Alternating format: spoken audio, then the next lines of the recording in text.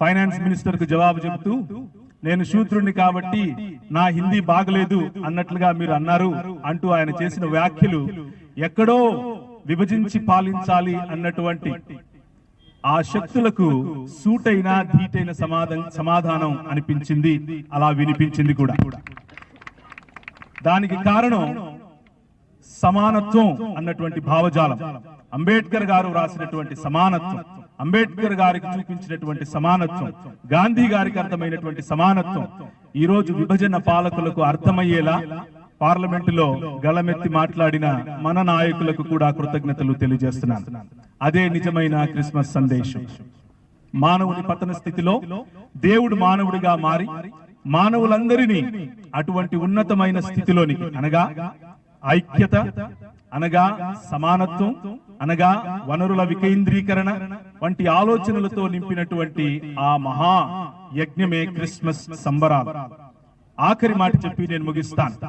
ఈనాడు రాహుల్ గాంధీ గారు చేస్తున్న పాదయాత్ర అయినా, ఆనాడు మన దివంగత నేత వైఎస్ రాజశేఖర్ రెడ్డి గారు కాంగ్రెస్ ముద్దుబిడ్డ, ఆయన చేసినటువంటి పాదయాత్ర అయినా, ఒకవైపు చదువు, ఇంకొక వైపు వైద్యం, విద్య, వైద్యం మరియు కుటుంబం అన్నటువంటి నినాదంతో ఏ విధంగా అయితే ముందుకొచ్చిందో, భారము, బాధ మరియు సామాన్యమైన మానవుడికి చేరుకునేటటువంటి మాటలు, ఈ మాటలతో పాదయాత్ర నడిచిందో, అటువంటి యజ్ఞాన్ని మన తెలంగాణ రాష్ట్రంలో ఈ క్రిస్మస్ సందర్భాలతో, లేకపోతే ఈ క్రిస్మస్ సందర్భంలో మైనారిటీలను ఒకవైపు తోసివేస్తున్న సందర్భంలో, హక్కులను కాలరాజేస్తున్న సందర్భంలో, ఏమాత్రము కొంచెము జాగా వదిలినా కానీ ఇది నాది అని ఆక్యుపై చేసే సందర్భంలో మన నాయకులు, మనవారు గళమెత్తి కదం తొక్కి ముందు నిలబడి, అటు సిఏఏ ఎన్ఆర్సి సందర్భంలో అయినా సరే,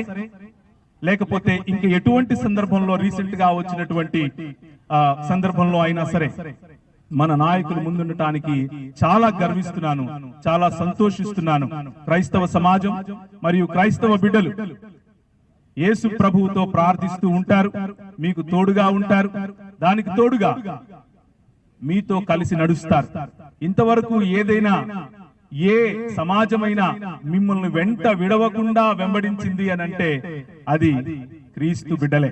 ఆ విషయాన్ని జ్ఞాపకం ఉంచుకొని వారికి తగినటువంటి ఆలోచన, వారికి తగినటువంటి సర్వ మానవ సౌభ్రాతృత్వం అనేటటువంటి ఆలోచనలతో మనం అందరం ముందుకెళ్లేట్లుగా ఈ క్రిస్మస్ సంబరాలు మనకు ఆశీర్వాదములను, నిండైనటువంటి మెండైనటువంటి దీవెనలను ఇచ్చునుగాక. ఒక చిన్న ప్రార్థన చేసి ముగిస్తాను.